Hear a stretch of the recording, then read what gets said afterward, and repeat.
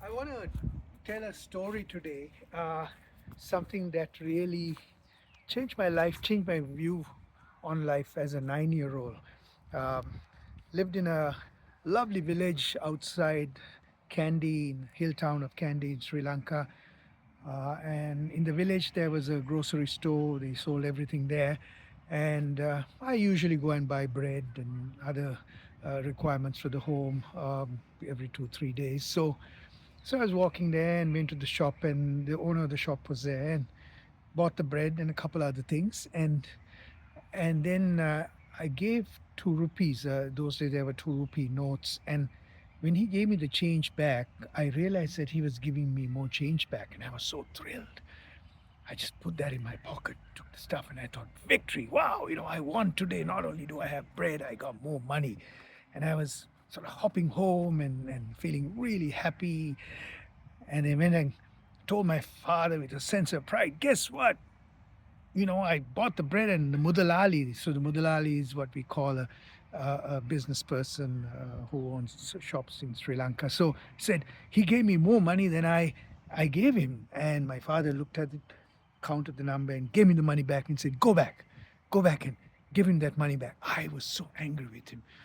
So anyway, I was going back, I was kicking stones along the way and thinking, my father is really crazy. Why would he send me back when I had this money that I could buy more barbels with and play with my friends? And so I went back to the Mudalali and I said, Mudalali, you have given me more money. And he goes, oh, Baba, come, and he counted, oh, you're such a nice boy. Come, come, come. And he started opening the bottles, and there was a bottle of marbles there. So he started opening the bottle of marbles, and then the bottles of sweets and toffee. He started opening them, and he said, take. So I just took one. He said, no, take more. I'm thinking, what do you mean take more? So I just took a handful of marbles. Then he said, take some toffees, take some sweets. And I'm thinking, wow, this is worth way more than 2 rupees, I imagine. So I took sweets and toffees. Again, he said, no, take a handful. So my pockets were full of sweets and marbles. And I'm thinking, I was confused actually. I thought, wow, this is amazing.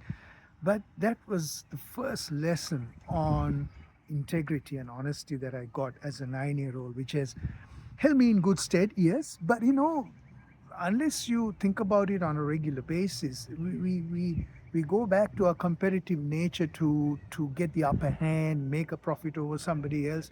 So that's very much inbuilt to our survival nature, right? So the point I'm saying is, and every time I would go back to the store, he would treat me so well. He'd see me on the road and he'd give me a ride in his car to the bus stand or whatever.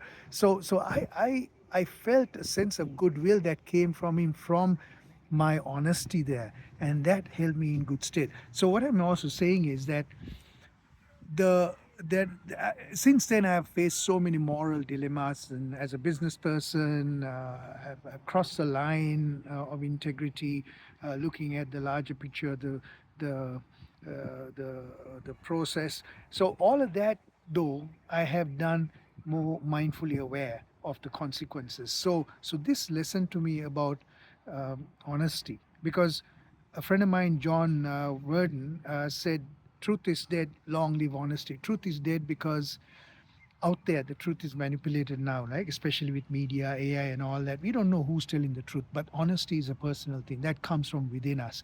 So if I can stay to my integrity, stay grounded in my honesty as best as I can, given the situations around me, given the competitive world around me, I think I can gain way more in life by doing that. So that's a good lesson that I learned, especially in today's world, which is transactional. Everything is a deal, right?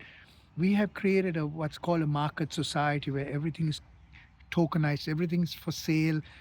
We need to then push back on that, because that will create problems for us. And it is already creating a huge problem for us in terms of trust. If I cannot trust you that you will look after my interests and I'll look after yours, what kind of a world are we creating? So that initial lesson of integrity and the results that I got, I have seen that over and over and over again in my lifetime. And this is what I want to also promote, especially to young people, about trying our best to be honest to ourselves and having that integrity, be grounded in that integrity, and also honor those things like our relationships, where we don't look at it as a transaction, but a relationship where we give generously without expecting things back. So that's the message that I want to put out there as we are walking towards our grocery daily, weekly grocery shopping today. Um, be well, be happy, take look after yourselves, and enjoy life.